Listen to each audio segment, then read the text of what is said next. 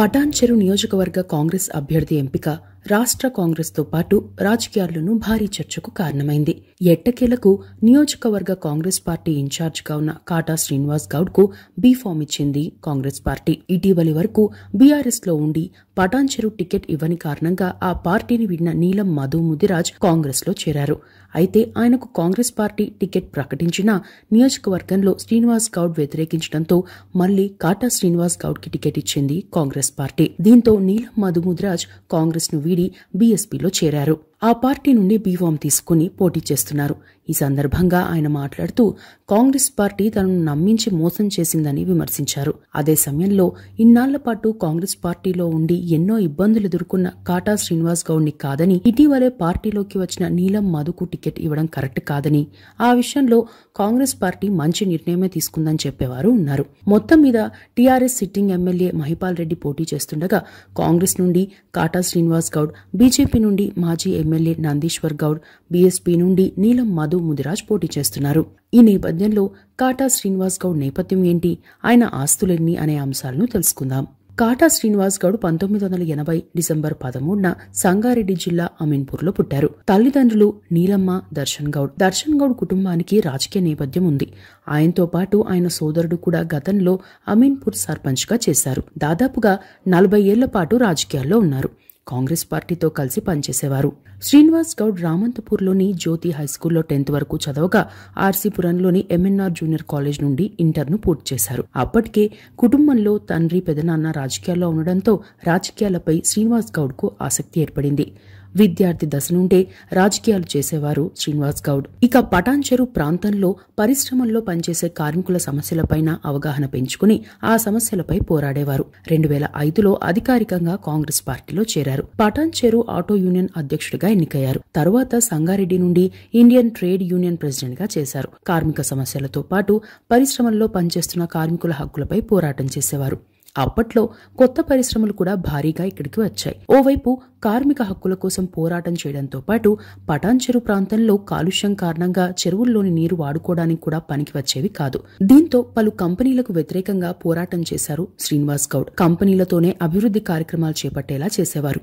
అప్పటికే చర్లపల్లి రిక్షా సంఘ అధ్యక్షుడిగా చేయడంతో పాటు నిత్యం ప్రజలతో ఉండే వ్యక్తిగా పేరున్న శ్రీనివాస్ గౌడ్ 2013లో అమీన్పూర్ సర్పంచ్ గా గెలిచారు.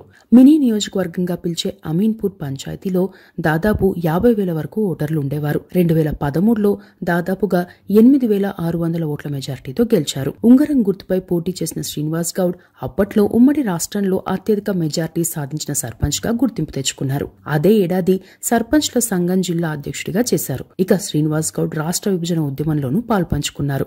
అదే సమయంలో అత్యంత క్లిష్టమైన పరిస్థితిని ఎదుర్కోవాల్సి వచ్చింది. రాష్ట్ర విభజన పోరాటం ఓవైపు, కంపెనీలు మూతపడితే రోడ్డున పడే కార్మికుల కష్టాలు, కంపెనీలపై పరోక్షంగా ఆధారపడి చిన్న చిన్న దుకాణాలు ఏర్పాటు చేసుకున్న వారి కష్టాలు తీర్చాల్సి వచ్చింది. దీంతో పార్టీ సహకారంతో పాటు వ్యక్తిగతంగా కూడా కార్మికులకు సహాయం చేశారని ఆయన అభిమానులు చెబుతున్నారు. చిన్నతనం నుండే దూకుడుగా ఉంటారని పేరుంది. ఏ కార్యక్రమం చేపట్టినా పార్టీ పరంగా యాక్టివ్గా స్పందించారని చెబుతారు. అయితే గతంలో రాజకీయ కారణాలతో కొన్ని ఇబ్బందులు ఎదుర్కొన్నారు శ్రీనివాస్ గౌడ్. ఈ అంశంపై ఓ ఇంటర్వ్యూలో శ్రీనివాస్ గౌడ్ మాట్లాడుతూ పలు పార్టీలు అనేక రకాలుగా ఒత్తిళ్లు చేశాయని, అయితే ఆ ఒత్తిళ్లకు లొంగకపోవడంతో అనేక రకాలుగా ఇబ్బంది పెట్టారని, చివరికి కుట్ర చేసి సర్పంచ్ పదవి నుండి తొలగించారని చెప్పారు. ఇక 2018లో శ్రీనివాస్ గౌడ్ పటాన్చెరు నుండి తొలిసారిగా ఎమ్మెల్యే అభ్యర్థిగా పోటీ చేశారు. మహాకూటమి తరపున పోటీ చేసిన శ్రీనివాస్ గౌడ్ కి కేవలం 11 రోజుల పాటే ప్రచారం చేసే అవకాశం లభించింది. అప్పట్లో టీఆర్ఎస్ పార్టీ ముందుగానే అభ్యర్థులను ఎంపిక చేసింది. కాంగ్రెస్, టీడీపీ, టీజేఎస్ తదితర పార్టీల కూటమి ఏర్పాటు, అభ్యర్థుల ఖరారు, సీట్ల పంపకాలు తదితర అంశాల కారణంగా ప్రతిపక్ష పార్టీలకు అభ్యర్థుల ఎంపికకు సమయం పట్టింది. దీంతో పూర్తి స్థాయిలో ప్రచారం చేయలేకపోయానని, లేకపోతే 2018లోనే పటాన్చెరులో తాను గెలిచేవాడనని ఓ ఇంటర్వ్యూలో చెప్పారు కాటా శ్రీనివాస్ గౌడ్. శ్రీనివాస్ గౌడ్ కి పేదల మనిషిగా పేరుంది. ఓవైపు పార్టీ చేపట్టే కార్యక్రమాలతో పాటు నియోజకవర్గంలోని సమస్యలపై కేంద్ర, రాష్ట్ర ప్రభుత్వాలను నిలదీస్తూనే ఉన్నారు. ఆ క్రమంలోనే కొన్ని కేసులు కూడా ఎదుర్కొన్నారు. సామాజిక సేవా కార్యక్రమాలు కూడా భారీగానే చేపడతారు. రామచంద్రాపురంలోని బొంబాయి కాలనీలో చీరలు పంపిణీ కార్యక్రమాన్ని చేపట్టారు. బీరంగూడలో స్పోర్ట్స్ కాంప్లెక్స్ నిర్మాణానికి చొరవ తీసుకున్నారు. దాదాపు 50,000 మందికి కుట్టు మిషన్లు, స్కిల్ డెవలప్మెంట్ కి సంబంధించిన శిక్షణా కార్యక్రమాలను నిర్వహించారు. రాహుల్ గాంధీ చేపట్టిన భారత్ జోడో యాత్రలో పటాన్ చెరువు నియోజకవర్గంలో లక్షలాది మందితో సంఘీభావం ప్రకటించారు. నియోజకవర్గంలో దళిత బంధు కోసం కేవలం 1100 మందిని మాత్రమే ఎంపిక చేయడాన్ని నిరసిస్తూ పలు ఆందోళన కార్యక్రమాలను నిర్వహించారు. అమీన్పూర్ ప్రాంతంలో శ్రీ పోచమ్మ తల్లి ఆలయ నిర్మాణానికి 50,000 రూపాయల విరాళం అందజేశారు. పారిశ్రామిక ప్రాంతం కావడంతో పటాన్ చెరువు ప్రాంతంలో జరిగే ప్రమాదాల సంఖ్య కూడా ఎక్కువగానే ఉంటుంది. అయితే ఆ సమయంలో బాధితులకు న్యాయం దక్కేలా చేయడంతో పాటు ఎవరికి ఏ ఇబ్బంది వచ్చినా వారి ఇంటికి వెళ్లే వ్యక్తిగా శ్రీనివాస్ గౌడ్ కి పేరుంది. క్రీడలను ప్రోత్సహించాలనే ఉద్దేశంతో క్రికెట్ కిట్ల అందజేత కార్యక్రమాన్ని చేపట్టారు. తన గురువుగా దామోదర్ రాజనరసింహ పేరు చెబుతారు. కాటా శ్రీనివాస్ గౌడ్ ఫ్యామిలీ విషయానికి వస్తే కాటా శ్రీనివాస్ గౌడ్ భార్య పేరు సుధా. ఈమె సంగారెడ్డి జిల్లా కాంగ్రెస్ అధ్యక్షురాలిగా ఉన్నారు. అమీన్పూర్ మున్సిపాలిటీ కౌన్సిలర్ కూడా. కాగా శ్రీనివాస్ గౌడ్ సుధా దంపతులకు ఒక కుమార్తె, ఒక కుమారుడు. కుమార్తె పేరు శ్రీనిధి, కుమారుడి పేరు కౌశిక్. ఓ ఇంటర్వ్యూలో శ్రీనివాస్ గౌడ్ మాట్లాడుతూ తాను అమీన్పూర్ సర్పంచ్ గా ఉన్న సమయంలో చాలా మంది మహిళలు తమ సమస్యలు చెప్పుకోవడానికి వచ్చేవారని, అయితే కొన్ని సమస్యలు పురుషులతో చెప్పుకోలేరని అర్థమై తన భార్యను ముందుకు తెచ్చానని చెప్పారు. ఆమె ఆధ్వర్యంలోనే 50,000 మందికి కుట్టు మిషన్లు, చేనేత, స్కిల్ డెవలప్మెంట్ తదితర అంశాలపై శిక్షణ ఇచ్చామన్నారు. అలా సుధా రాజకీయాల్లోకి వచ్చారు. కాటా శ్రీనివాస్ గౌడ్ తండ్రి దర్శన్ గౌడ్ కూడా అమీన్పూర్ సర్పంచ్ గా పనిచేశారు.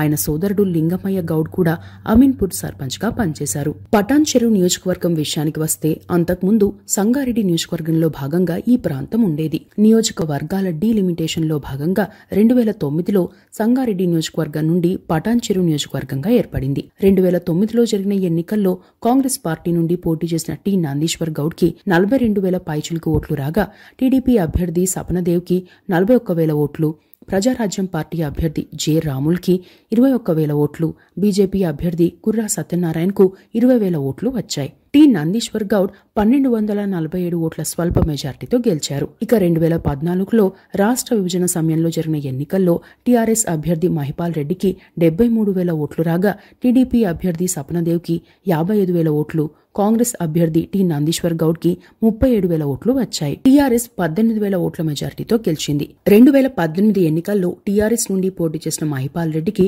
1,16,474 ఓట్లు రాగా, మహాకూటమి అభ్యర్థి కాంగ్రెస్ పార్టీ బీఫామ్ పై పోటీ చేసిన కాటా శ్రీనివాస్ గౌడ్ 78,775 ఓట్లు సాధించారు. బీజేపీ అభ్యర్థి కరుణాకర్ రెడ్డికి 7,428 ఓట్లు వచ్చాయి.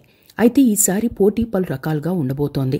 అంతేకాకుండా ఈ నియోజకవర్గంలో మాజీ ఎమ్మెల్యే టి నందీశ్వర్ గౌడ్ ఈసారి బీజేపీ నుండి బరిలోకి దిగారు. టీడీపీ బరిలో లేకపోవడంతో పాటు నీలం మధు ముదిరాజ్ కూడా పోటీలో ఉండడంతో ఎన్నికలు ఉత్కంఠభరితంగా మారాయి. కాటా శ్రీనివాస్ గౌడ్ ఆస్తుల విషయానికి వస్తే 2018 ఎన్నికల అఫిడవిట్ ప్రకారం ఆయనకున్న ఆస్తులు 3,12 లక్షలు కాగా, అప్పులు 53 లక్షలున్నాయి. అందులో చరాస్తులు 1 కోటి ఉండగా, బొల్లారం, అమీన్పూర్, రామచంద్రాపురం, హఫీజ్పేట్ తదితర ప్రాంతాల్లో వాణిజ్య సముదాయాలు, కమర్షియల్ ప్లేస్లు ఉన్నాయి. వాటి విలువ 2,11 లక్షలు. అప్పుల విషయానికి వస్తే హెచ్డిఎఫ్సిలో వెహికల్ లోన్ 6 లక్షలుండగా, పర్సనల్ లోన్స్, అన్సెక్యూర్డ్ లోన్లు 47 లక్షలున్నాయి. మొత్తంగా చూస్తే దాదాపు 3,12 లక్షల స్థిరాస్తులున్నాయి.